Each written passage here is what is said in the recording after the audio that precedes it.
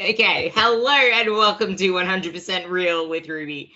This is the Anti-Wellness Rankery, and we are back again with, I guess, the anti-wank here that we are anti-wanking is the complexity of training that we see thrown at us on Instagram in particular. Like the people that are trying to align the perfect angles with the perfect setups, with cables doing this and their bodies doing that, so we can get the iliac, socraeus, socratic, pelvic. That's a made-up name, just so you know. Latissimus dorsi, that's your lats. And everything else, it's like, at what point are we taking this too far? But then on the other extreme, you've kind of in the same boat, but on of a different spectrum, is this stuff that's overly simple, but bandage shit and stuff that doesn't really get enough stimulus to get the gains that we want. And I was having a little, well, it was more like a 5-minute chat with my own coach about this one, because I am seeing a prevalence of glute kickbacks and these tiny little, let's get every little glute fiber on your glute medius, kickbacky, donkey kicky, bullshitty things. And it's like, yeah, okay, cool, that's an okay exercise, but there are many more effective exercises that you can load a lot more than what you can load a cable kickback. Like, yeah, cool, you're getting your glute medius, unlike getting your glute max fiber, this, that, and the other by doing a squat or whatever else. But essentially, you do not just target that 1% of domain in your gluteus region by doing one exercise, and then you get a different little domain in the other, and they're all just segregated with barricades and the Great Wall of China. Like, no, you effectively are training the whole glute. It's just you're biasing, meaning you're getting more of the glute max compared to the glute medius. But if you want to train the glute medius, do more single leg work, do more offset loading where you're holding the weight in one hand or the opposite hand, or you have two different weights of two different dumbbells of different weights in different hands, because you're offsetting the load there. And that's challenging your stability. And in challenging your stability, you're training your glute medius while lifting heavier weights than what you can effectively get on a cable kickback without doing a lower back kickback and getting a cramp in your lower back and having everything just roundabout way of saying there are more effective ways to get the adaptation, aka the results you want from the training that you're doing. And the program that you're doing, knowing the actual North Star of why you're doing what you're doing is the main thing. Why are you on this program? Is it to build muscle, or is it just have fun and get fit? Because, okay, cool, that's when group classes are great, because you're having fun with friends. But if you want to make meaningful changes in your physique and to build muscle, then it's relatively uneventful. A lot of it is the same shit on repeat, and you can have fun within that. You can avoid exercises that you absolutely hate, and you can factor in exercises that you absolutely love if you're also okay with the trade-offs of both, because you might be missing out on a very big bang for your buck exercise. Just like I absolutely hate hack squats, so if I say absolutely no to hack squats, I could be missing out on a huge bang for a buck exercise that could be getting me amazing gains, but I'm not going to be enjoying my program, and then that in itself isn't sustainable. And if I can't push myself to failure on that exercise because of a mental barrier, then is it really that effective? But there is a caveat.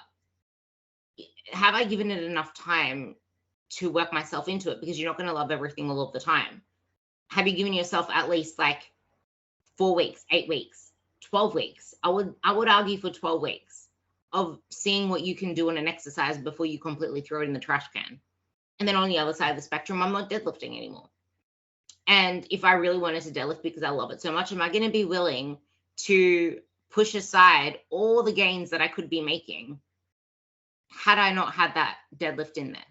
Because the deadlift isn't good for hypertrophy whatsoever. Great for strength, not for hypertrophy, in the fact that now I am fatigued. It takes up half of a training session where I could have probably got in 2-3 other exercises that I got more of a stimulus with less fatigue for, and a lot more focused to the body parts that I want to grow. Now, cool, getting strong in particular compound movements can overall then lead to you lifting other exercises for heavier weights. But then again, is there another exercise that could have taken its place, like the leg press, for example, or a block pull? Or people hate the rack pull, but there are other ways to like make something less taxing, less fatiguing, but lead to the outcome. But it's like, okay, what is the purpose of whatever program you are doing? Is it for physique change? Because too often there's another side to this, which I want Tom to bring into this, as well as the whole don't complicate your training program, in that you can't just train for the purpose of changing your physique, because you are going to lose any passion in your training if you're all about numbers, if you're all about waiting to see changes in your body and then realizing nothing's happening for 4 weeks and you look the same 4 weeks later.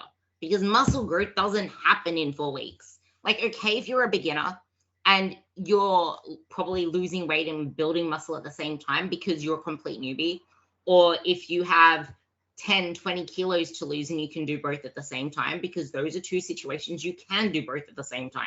No one else really can if they really want to see meaningful change. Listen to our last podcast together. But when you've been in this for a good year plus, changes are really hard to come by. And if you're pinning yourself on when the next bicep vein is going to show up or whatever else, you're going to lose joy in the whole process. Like, where can you find joy in the process? How can you make this something you enjoy? It's not where am I on this timeline, because you shouldn't even have a timeline. The timeline is your life. The timeline is you realizing that you want to be doing this into your 50s, especially as a female, when you don't have estrogen anymore. And now you need to support your bone health, support your overall cardiac health, which lifting is actually good for heart health as well. So I know that it's hard to foresee the future in that sense, but that's why immediate wins are so important. And I'm all for immediate wins. It's just that our perception of what those are needs to shift a little. And that can take time, because we usually start the journey to see a shift on the scale, to see our clothes sizes go down, which, depending on where you start from, that is going to happen. But at some point, you need to find your purpose and your passion in the process and what's going to give you a sticking factor. And overcomplicating it, putting all of your focus on the numbers that you hit in your training, is not going to sustain you. So that's the introduction to this podcast on we're going to anti-wank the overcomplication of training first. And then I'm going to talk a little bit more about what exactly is progressive overload and the realities of progress. And then Tom's going to chime in with that as well. But I love how Tom has his little take on this overcomplication, because it's so true. We overcomplicate everything trying to be textbook form, but is that really needed, Mr. Thomas? No, obviously not. And I just kind of want to pick up on something that you mentioned there as well. And I'm not disagreeing with you, because I think you'll agree with what I'm going to say. I'm just disagreeing with the way that this is often said. So it's super common to hear people say that you shouldn't deadlift if you're looking to improve your physique, because deadlifts are really bad for hypertrophy. And if you're just looking to build muscle, then why would you ever deadlift from a floor? You're not a power lifter. And I think that's myopic for a ton of different reasons. So what we sort of know is that to generate hypertrophy, what you need to do is you need to apply progressive overload to various different exercises. And the greatest hypertrophic response is gained when you do so from a stretch position. So if you're looking to build your pecs, for example, what you want to do is you want to do some kind of movement that puts your pec in a really stretched position and then shortens it, and you want to overload that over time. Now, a deadlift doesn't do that efficiently to most of the primary movers. A deadlift involves your hamstrings and your glutes, and neither are really taken to their end range unless you've got horrible proportions. So I'm horribly proportioned for deadlifting, so my glutes and hamstrings go through a really big ass range of motion when I deadlift, but ideally that wouldn't be the case. But my thing is, when people say that deadlifts are bad for hypertrophy, so you shouldn't do them, I think it's an extremely myopic view of the way that programs are designed. I don't think we should necessarily look at exercise by exercise optimization. I think we should look at a program as a whole, and we need to not just judge it on the idea of like, is this perfect for hypertrophy? We need to judge it on what does this do for adherence and what does this do for general athleticism. Within a deadlift, what you need to do is you need to generate a ton of tension throughout your entire core. You need to activate your lats in a really specific way, and you need to be able to overcome a sudden onset of inertia. So in any other exercise, on a squat, for example, you put the bar on your back, you lower it down, so you load the muscles, you create a ton of tension, and then you release that tension when you stand it back up. With the deadlift, you're starting from a point where there is no tension on muscles, and you need to learn to generate that, and then you can pick this weight up off the floor. That is a skill that's going to be useful throughout your entire life, yes, but it's also going to be really useful in the gym. Like, let's say you're going to do some dumbbell bench. Well, you're going to have to pick those dumbbells up off the ground, and if those dumbbells feel really fucking heavy, then that's going to feel really awkward to do. And if you're deadlifting to some level, you're going to find it a bit easier with that. But also, more importantly, deadlifting's just fun. Deadlifting is a great thing. It's one of the lifts, well, it is the lift where you're going to lift more weight than anything else in any free weight exercise. And I think there is some unique benefit to being able to walk into the gym and walk out knowing that you can shift a lot of weight, especially if you're relatively new. The amount of like female clients that I've worked with who get really excited because they hit their first 100 kilo deadlift far outshines the number of clients that I've had who give a toss that they can leg press 220 kilos. Like, no one cares about a leg press. And not just like interpersonally, like, we don't have an internal metric for how much you should be able to do on that. But picking up a 100 kilo barbell is picking up a 100 kilo barbell. And even though deadlifting isn't necessarily perfect for hypertrophy when taken in isolation, first of all, I would argue that if you can deadlift 100 kilos now and you work up to be able to deadlift 200 kilos, you're gonna get bigger. Like, we don't have to optimize the stretch position and all of that to be able to say, if you can double your deadlift, you're going to get bigger. You're going to build muscle. Your glutes are going to get stronger. They're going to get bigger. Your hamstrings are going to get bigger. But also, if you're doing a program that is broadly oriented towards hypertrophy, but you're also deadlifting, you're going to develop a skill that's useful through general athleticism. And you're also probably going to have a lot more fun. Like, if you go to the gym and you're going to do, right, I'm going to hack squat, and then I'm going to leg press, and then I'm going to do some hamstring curls, and then I'm going to do some single leg extensions, that may be more technically oriented towards hypertrophy, but none of us are making money from this. All of us are doing this as a hobby. All of us are essentially doing it because it's fun.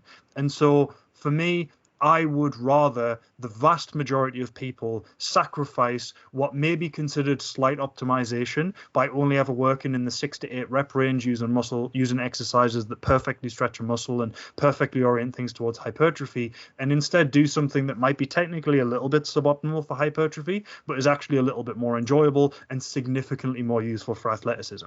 This is why I have a lot of my powerlifting clients doing like powerlifts. Like, a clean is not going to carry over to your powerlifting, but being able to exert force really quickly is just a useful skill to have. You never, ever use any rotation in powerlifting, but you'd be damn sure that I've got all my clients doing woodcutters and shit, because being able to rotate your torso is fucking important. And I think when we start viewing ourselves as bodybuilders, as people who will never do a bodybuilding show, I think we miss out on a lot of what athleticism and health and fitness is supposed to be about. And if you are saying, well, I'm not bothered about being athletic, I just want to build muscle, trust me, if you get a bigger deadlift, you're going to get bigger. Like, it's just going to work like that. And you'll probably have a better time doing it as well. It's actually funny because I Romanian deadlift more than I actually deadlift. And that's why it's like, deadlifting isn't just specific to deadlifting off the floor, though, because there are hex bar deadlifts. And I reckon more gyms should have hex bar deadlifts, as I reckon it is a lot easier on a lot of the load that you get on your back and all the other things that come with a barbell deadlift. Although, coming from someone that was a lover of a deadlift, I do love the deadlift. It's just that, as I said before, are you willing to sacrifice the trade-offs? Because I got to a point where I just was not willing to sacrifice the trade-offs of the fatigue that I was feeling and how I wasn't able to give as much to the rest of my exercises. But it is really important to have that fun factor in there, that factor where you are getting stronger, which I actually did mention in what I said before, that if you are fundamentally getting stronger in your deadlift, that's going to carry over to so many of your other lifts as well. But it's just like, what do you want? Do you want a stronger squat? Do you want to get better at front squats? Do you want to get better at there are other ways that it's up to you which way you want to move it, but you also have to just be willing to deal with the trade-offs and know what your purpose is for what you're doing. Because I love it when my girls say, oh my God, I just deadlifted this, but you also have to recognize how technical each lift is as well. And you have to be willing to go through that learning curve of getting better at it. What are you gonna say? Yeah, but I think that process is worth it. And don't get me wrong, if someone starts deadlifting and then they're like, I don't like this, fair. But I just don't like the way that the fitness industry writes off deadlifts as, oh, well, they're not good for hypertrophy, so if you're not a powerlifter, you shouldn't deadlift. I think that is frankly stupid. Also, one of the big benefits of deadlifting is if you go heavy enough, it's one of the only exercises that you're ever going to load when you have a flexed spine. Because unless you're perfectly built for deadlifting, when you deadlift heavy, your spine is going to flex, your back is going to round, and you need to be strong in that position. Because if you're not strong in that position and you always spend all of your life trying to keep your back super straight, when it's forced into flexion, you're going to get injured. The amount of people that I know who have hurt their back picking up their dog off the floor or bending over in the kitchen to pick up a spoon because they've spent their entire training career avoiding flexion in the most pathological way possible. So now they're weak as fuck in flexion is huge. And at the end of the day, even if you are a bodybuilder, you still want your back to not get injured. But there's just one thing that you mentioned there that really pisses me off when it's often said. So I firmly disagree that a trap bar deadlift is easier than a deadlift. I firmly disagree that it's a better deadlift for the general population. And generally speaking, I don't like trap bar deadlifts. And the reason is, first of all, in a trap bar deadlift, your hands are significantly wider than they would be in a regular deadlift. That wider position, it's much harder to lock your lats in. Much, much harder. And so what I tend to see is that people are using a trap bar deadlift and their upper back tension is just shite. The other thing that I don't like about trap bar deadlifts is because you use the high handles, and that's what gives you the technical ease, you can load it a lot more. And so what happens is you end up doing an extremely heavy partial, which is massively fatiguing because you're putting way more tension through your spine and core, which is not a bad thing. But if the reason you're doing trap bar deadlifts instead of regular deadlifts is because they're technically easier, they're not. Or if it's because it's less fatiguing, well, it's not, because you can use more weight. It's the same thing as when people do rack pulls. Why do you do rack pulls? Oh, well, because it allows me to lift more. Yeah, you can lift more because it's a partial, but it's way more tiring because you're moving significantly more weight. It's less tiring to do a lighter deadlift than it is to do a heavier trap bar deadlift or a heavier rack pull. And learning to deadlift with a straight bar is a lot easier than learning to deadlift with a trap bar. It looks like it's not, because if you have limited mobility or you've got limited competence with a hip hinge, you can hip hinge to a higher level when you're hip hinging to a trap bar rather than a deadlift. But that all goes out the window because a trap bar, it's harder to get tight with. So if you struggle to get all the way down to a deadlift, if you can't hip hinge that far, I would rather you did a block pull or even a rack pull and then gradually move that range of motion down rather than just adding weight by using the partial that allows you to utilize your limited mobility. And then you're like, right, well, you've got limited mobility, you can do that now, so let's load it up. A lot of PTs like doing that because a lot of PTs like posting that their clients deadlifted 200 kilos. But I think it's a disservice to clients, and I think it misrepresents the reason that deadlifts are challenging. And yeah, I have seen a lot of horrendous trap bar deadlifts performed by people who say that they do them because they're easier. It's easier because you're doing it wrong. I wish a lot more people actually were willing to go through the paces of learning how to deadlift, because I truly love, like, I think I said this too as well, in that I wanted to have my own little PT studio when I get a new house, because if I ever had to train people, I hate training people in person.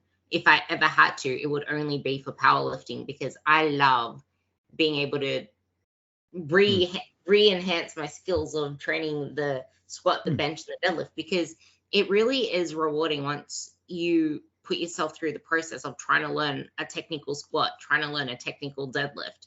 Like it really, really is. And I for now, my goal is the Romanian deadlift. Like, that's all I care about, the Romanian deadlift. If anything else would be the stiff leg deadlift. Like, I'm fine with not doing deadlifts, but I've already lifted what I kind of needed to get. Well, yeah, you know what I mean. Anyway, onto the... Just quickly, and again, I'm not a purist. Not all of my clients deadlift from the floor. But if you are not deadlifting from the floor, because you're seeking hypertrophy, I think you're losing. I think you're missing out on something. And if you try it and you don't like it, that's fine. But I think if that's the reason you're not doing it, I think you're missing out. And if you're not lifting with a barbell because someone has told you that lifting with a trap bar is easier, you're again doing yourself a disservice. I'm a firm believer that one of the major things we should be doing in gyms is becoming better at lifting. I don't think that's that controversial. I think the purpose of getting fit is to get better at being fit. Like, it would be the same as like if someone says, "Oh, I want to be a sprinter." Well, in that case, you're going to have to get good at sprinting. You don't just buy progressively better shoes that allow you to spring and go faster. Or, well, I want to get better at going over 100 meters, so I bought a bike. Like, no, like if you want to get better at sprinting, you're going to have to become technically better at sprinting. And if you want to get stronger, you're going to have to become technically good at lifting. And if you want to get more muscle, what you need to do is you need to utilize progressive overload. And to utilize progressive overload without technical breakdown, you're going to have to get better at lifting. And so I don't think there's like everyone wants a shortcut, right? Like, everyone wants to do things faster. Everyone wants to do things easier. But unfortunately, or fortunately, depending which way you look at it, I suppose, in order to build muscle, you have to get better at lifting. And again, I'm not saying you have to get better at deadlifting, but if you're avoiding deadlifting because it's a lift that's got a greater deal of complexity, first of all, it doesn't. It's a very monkey lift. Like, try doing a jerk. Try doing a snatch. Most people don't actually know how to hinge. Like, that's the thing. It's just like, yeah, before, but you can't get away from that. Allow yourself to graduate through the steps towards a deadlift. Like, deadlifting straight off the bat, probably not the greatest idea for most people that don't have great shoulder mobility, that don't have great hip mobility. It's like, you don't dive straight into it. Maybe 4 months into your training progression, you consider deadlifting. I would argue that trying to jump straight into something so complex is not really the best way to go about it. Maybe start with learning how to hip hinge via doing Romanian deadlift, via doing single leg work. Like, build your way up to a level of competency where you're ready to say, hey, I want to learn how to back squat now. Hey, I want to learn how to deadlift now. Like, allow yourself to do the steps to build up the confidence to then get to that. And what I really wanted to talk about is the reality of progress, but also what is progressive overload, because it's not like progress gets easier as you get more advanced. If anything, it's the opposite. Like, your technical skills, you're better at them, but the way that you challenge yourself in the gym, like, a gym session is never really easy. If it's easy, you're kind of doing it wrong, because the purpose of training is to force yourself to failure in some sense. And like, it's just not going to be failure at 50 kilos. Now it's failure at 80 kilos. It's pushing those last few reps. It's being able to tell what is uncomfortable and what is actual, I'm failing, or even actually failing it and only getting half a rep. Where with, for example, my Bulgarians today, I went all the way down and I went up halfway and I'm like, nah, fuck you. Like, usually I would grind it for a good 5 seconds and be like, that is exactly what failure is. And usually that is what I end up doing. It's like, I'm grinding the rep for 5 seconds. I can't get to the end of the lift. Then I'm considering that a failure. But it's also, do it on safe exercises. Don't do it on something so complex. So there's that. But sometimes, like, for example, my leg curls today, my reps fell backwards and I dropped the weight for my last set. Does that mean that I didn't progress? Does that mean that no muscle was built? I think that's a common misconception that a lot of people have. If they go backwards on reps, if they have to drop the weight, if their logbook is worse this week than last week, or maybe it's been going backwards for a couple of weeks, people think, oh my God, I'm not building muscle now. Oh my God, this is doing nothing. I just wasted a session. Well, no, technically not, because you're still stimulating the muscle. Maybe you're not stimulating it to its optimal potential to elicit muscle growth. Well, for starters, you're definitely keeping muscle. Secondly, you're still stimulating muscle growth. It's just, is it enough to get the stimulus that you need for optimal growth? Maybe. Like, there's a maybe there, because there are so many other factors that factor into what makes up muscle growth. But the point of the matter is, if you're going in with the intent to progress, and you can manage your mind in moments where you feel weak, and you can still give it your best and force those last few reps, you're going to grow muscle. You're going to progress forward. It's kind of that simple, except we try to complicate the process of progressive overload, which is why I started to try to avoid saying progressive overload, because you're not always going to be overloading it in terms of reps, in terms of sets, in terms of weight. It's progressive stimulus, because the stimulus can come from anything. It can even come from you finally focusing on that movement a lot more and actually loading it properly versus having your back take over something that your legs are meant to be doing or something like that. It's the intention.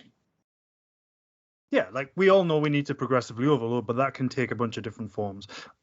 There's a few times when I'll work with people who are, for example, squatting a given weight, and they're going to stick with that weight for maybe 3-4 weeks. But the reason they're sticking for that weight and the same number of reps and the same number of sets for 3-4 weeks is because each week I'm seeing that last rep is getting a bit faster. That last rep is getting a bit stronger. The first few reps are looking a lot more confident. Sometimes that's what progressive overload looks like. It looks like lifting the same weight over and over and over again, but getting a bit better at it. Or as you say, if you're doing, I don't know, a fucking hamstring curl, and as you're doing a hamstring curl, your lower back's hyperextending and you're just kind of monkeying it up, but then over time you drop the weight and now you're lifting it with your hamstrings. That's progressive overload, because now you're creating more tension on your hamstrings. I would say that if you're, say, benching and you've got good technique and like all of that's nailed down, and for a few weeks you're lifting the same weight, the last couple of reps are really hard, and then the next week you don't perform quite as well, I would say that that's an issue with programming. It might be the case that you need to swap rep ranges for a while. It might mean that you need to look at other stuff, or it might simply be the case that you're looking for a deload. But yeah, progressive overload is sometimes seen as just add more weight to the bar every week. But something I tell clients all the time is like, look, if you added 2.5 kilos to the bar every week, 1.25 kilos either side, over the course of a year, that's like 70 kilos added.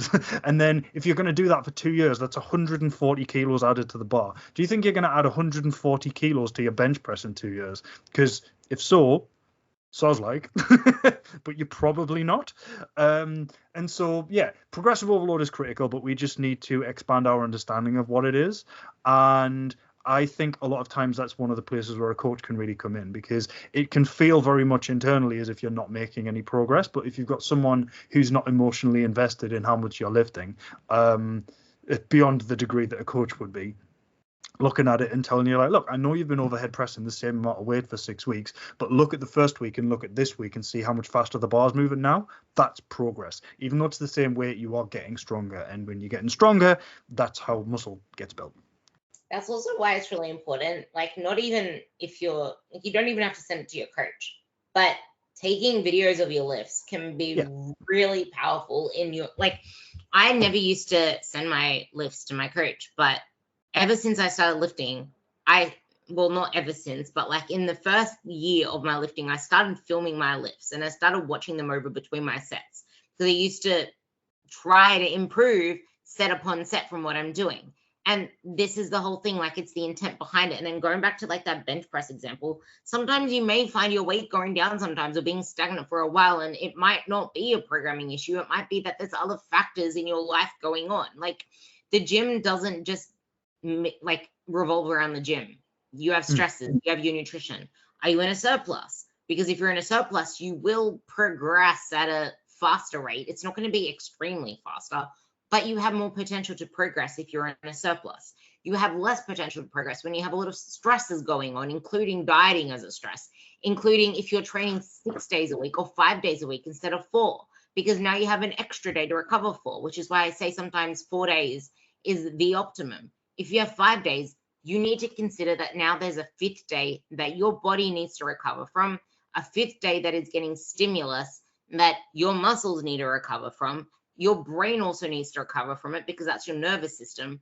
If you're in a surplus, cool, maybe that you can get away with that as well. But I would argue in the busy life of today's society, we already have so many stresses going on that sometimes that 5th day ends up being more of a burden than a stimulus to anything. Oh, yeah, like I would say, for anyone who's just focusing on getting stronger, building muscle, I would never program more than 4 days a week. I have clients training more than 4 times a week, but it's because they're working on more than one thing. So like that, it might be that they're lifting twice and running 3 times, or they're lifting 3 times and swimming twice, or something like that. But 4 days a week. Training 5 times. It's just it's training different skills, but not lifting. Like lifting more than 4 times a week is rarely useful. I can see it like, say you've got a CrossFit athlete, and they're going to spend 2 days trying to get really strong on like squats and deadlifts. They're going to spend 2 days doing their Olympic lifts. They're going to spend 1 day doing their gymnastics and bodyweight work. And that's technically 5 days of resistance training, but it's skill development rather than like pushing everything super close to failure and all of that. Like if you're hack squatting and leg pressing and doing walking lunges, like you don't need to do that 5 times a week. It's silly. Yeah. See, I used to be someone that fell into that trap, and I finally got out of it. And then during lockdowns, it's just like, I don't have anything to play with. So I'm doing 5 days a week because that's the way to get in my stimulus. But then I let that leak. And then it's kind of like you get your mindset into, but if I cancel out a day, I'm going to go backwards. I'm just losing this day. So it's like, even as a coach, even as someone who knows this and tells people this all the time, back in lockdowns when they ended, I still pushed myself to get in that 5th day for another good 2 or 3 months before I'm like, nah, I'm just dragging us on this 5th day. I'm getting nowhere with this. And as soon as I culled that 5th day, my progress went through the roof. Like, it really did. I recovered better. I was getting stronger. I felt more motivated, which a lot of people miss the part of motivated. It's just like, you just enjoy things so much more and you're less drained.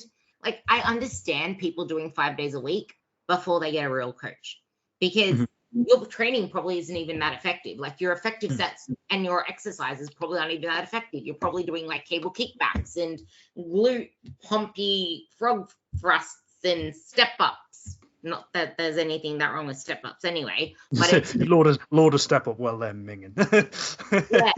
I'm talking about like the loading thing. It's just like, as soon as you start to have effective shit in your program, tell me then that you can recover from a 5th day.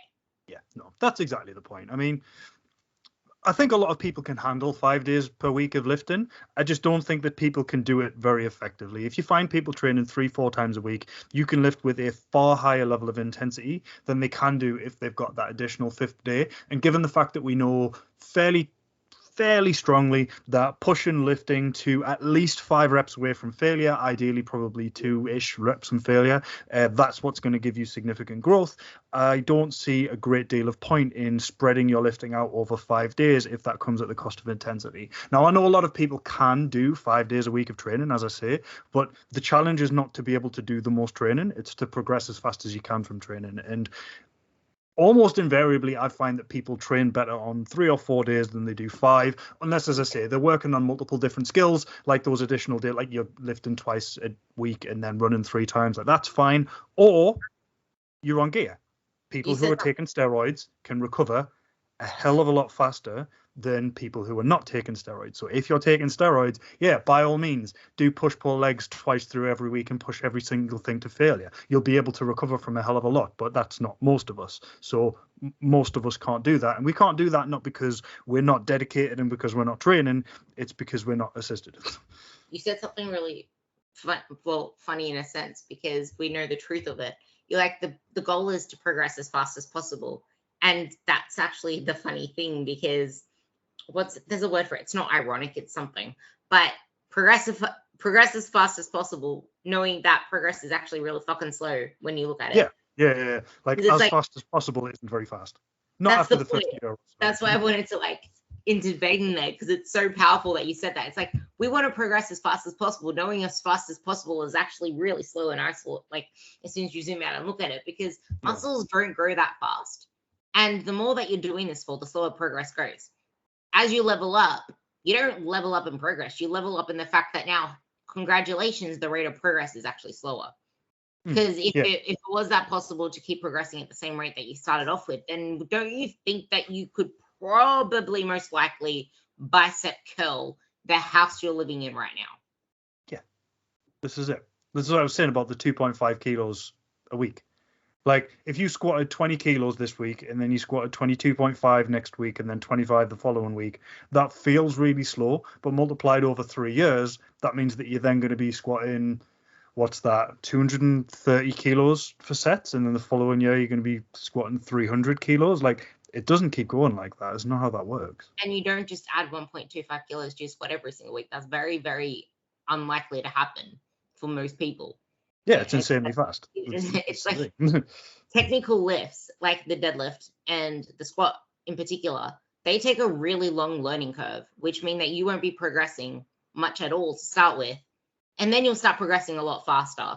But then you're going to plateau again. And then you're going to go through that whole, and then that's when the fun begins, because now you're really fighting for every single little kilo there is. Like when I was at my peak for powerlifting, it took me like a whole freaking year to add 2 kilos to it. Yeah. Like not 2 kilos. I went from 165 to 167 point, wait, no, 175 to 177.5. And it wasn't until I then fixed a little bit of my technique with getting I had to lever it more. Like my coach tried to teach me a new way of lifting and trying to lever it with my mechanics versus the way that I was doing it. And that got me an extra 5 kilos over the next 2 years. Yeah. Like 2 years. Yeah, this is the thing. It just, once you hit that limit, it takes ages. And I mean, most people aren't at that limit, so I don't know how relevant that is to a lot of people, but it is unfortunately the case that after you start hitting like fairly substantial numbers, the rate of progress slows to a snail's pace. Something that I would push back a little bit on is the idea that things like squats and deadlifts are high skill lifts. They're not really. There's a bit of skill involved in them for sure. And what you'll find is that across a person's training career, you can like tweak and play around with like that.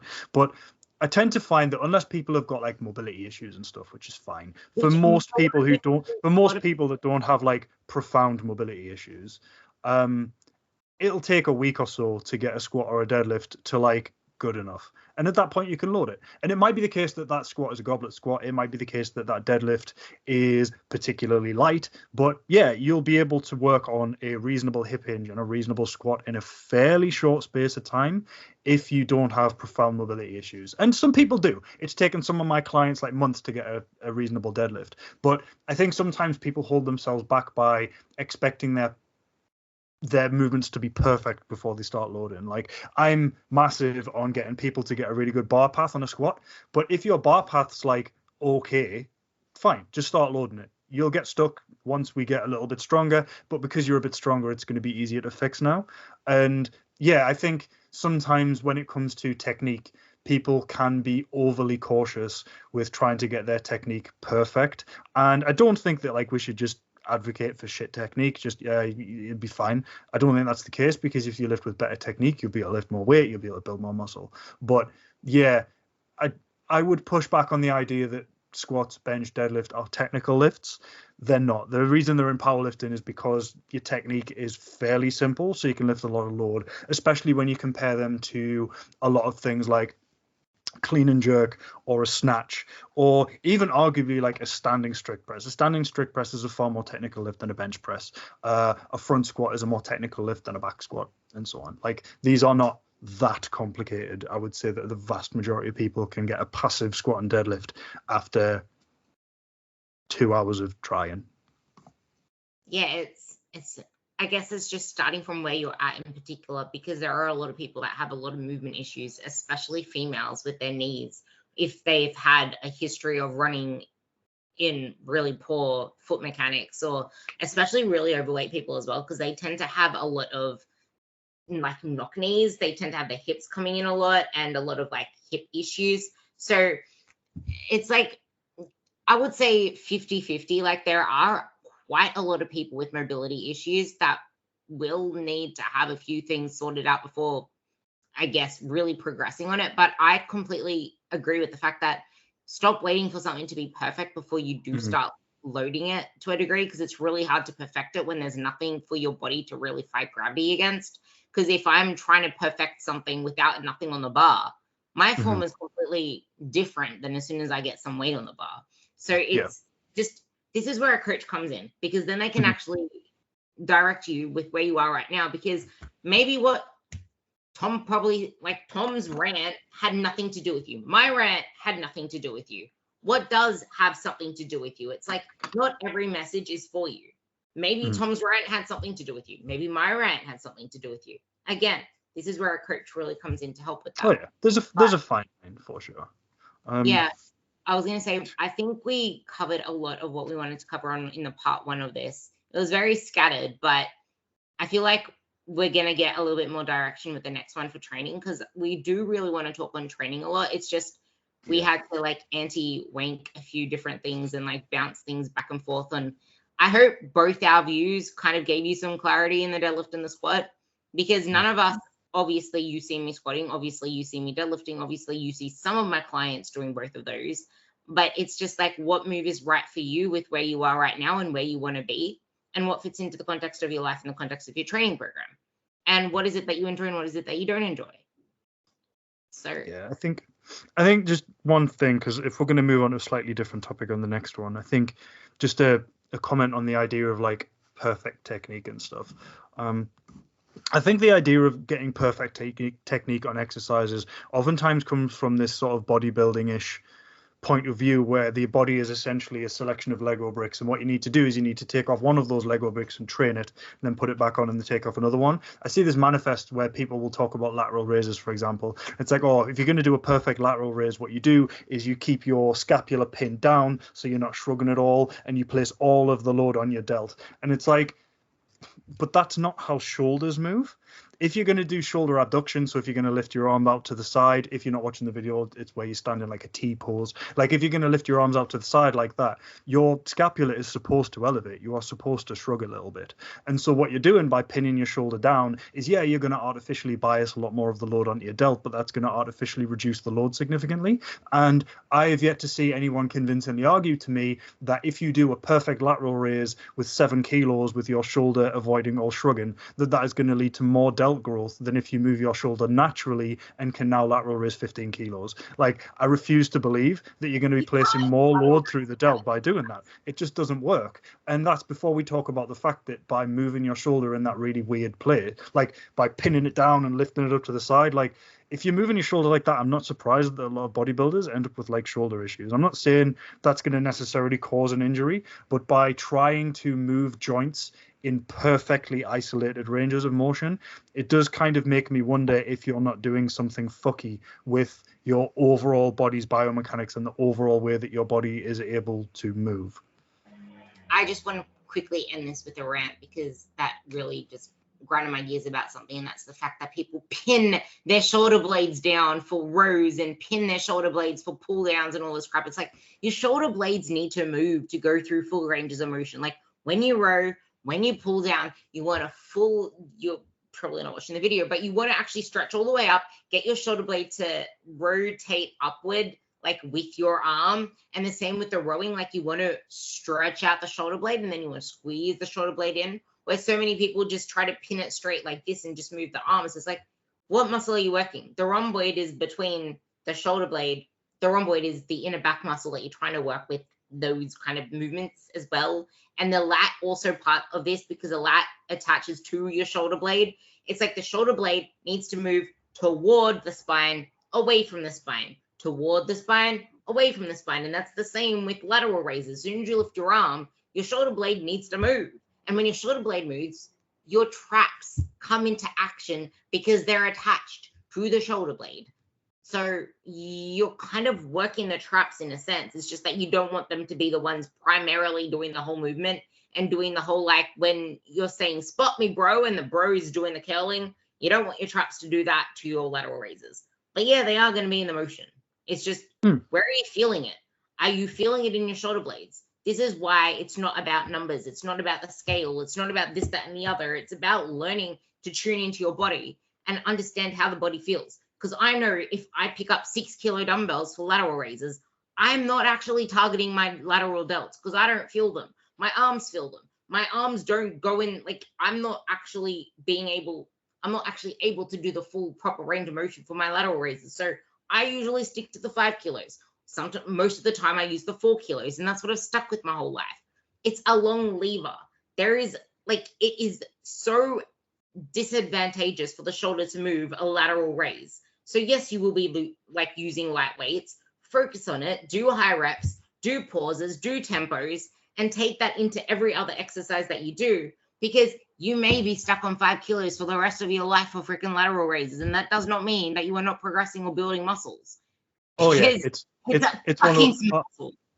Oh, I've been using 6 kilos on my lateral raises for ages. Yeah, yeah. You're never gonna lateral raise 30 kilos. So like, how fast do you think it's gonna go up?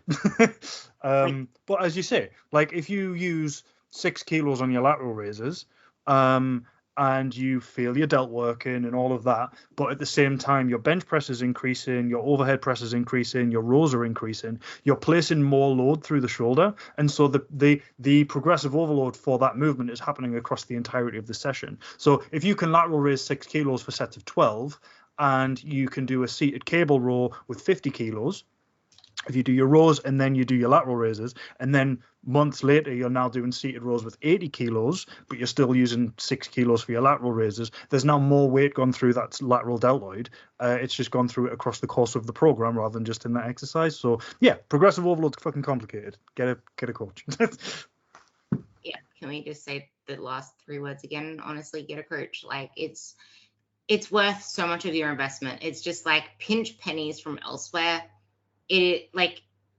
Don't forget about the tax of the mental strain, the emotional strain, the worry strain, the life strain, the time strain of having to overthink and overcomplicate every single little thing when you could just have someone to watch over it for you. And that's worth everything in gold. So I hope this podcast helped. I know that the second half of this was probably so much more bang for your buck, but if you have anything else that you want us to talk about regarding training, just let us know.